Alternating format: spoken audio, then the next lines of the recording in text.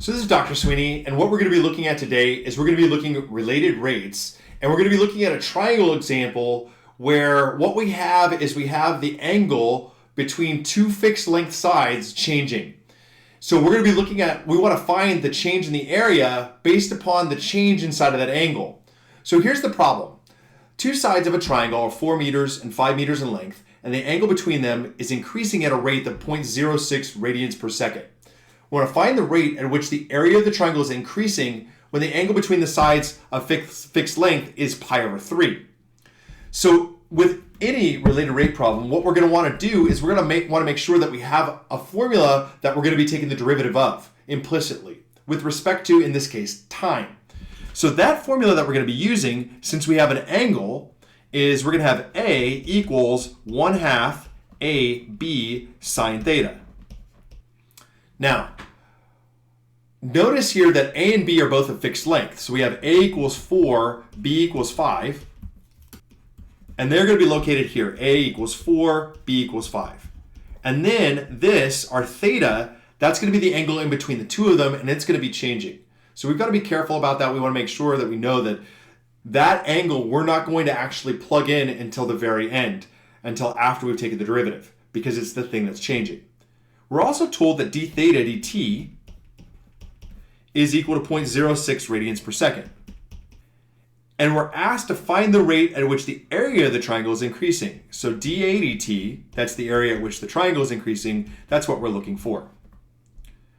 Now, since the sides are fixed length, they're not actually going to change, so I can plug them in directly. Remember, things that don't change, you can plug them back in directly. So we get A equals 1/2 4 times 5 sine theta, which is 10 sine theta. Now that I've got my formula, all I've got to do is go in and take the derivative of both sides implicitly with respect to t. So I'm going to take d dt of A equals 1/2, or excuse me, A equals 10 sine theta. And that's going to give me dA dt equals 10. The derivative of sine theta is cosine theta. And then don't forget that theta is a function of t, so we need d theta dt.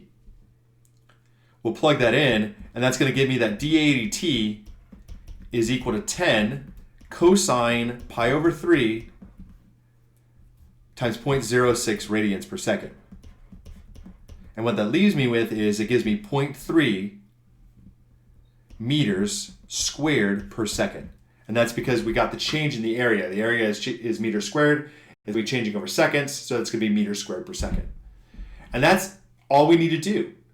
All right, so the equation that we're going to be using is A equals 1/2 AB sine theta. Theta is the angle between A and B.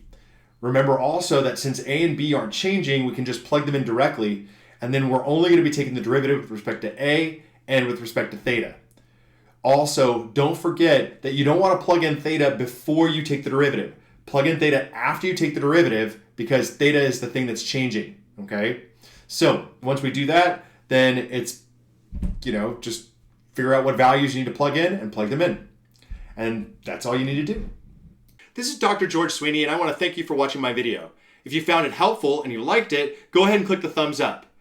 If you want more of these videos and you want to get my updates, please click subscribe.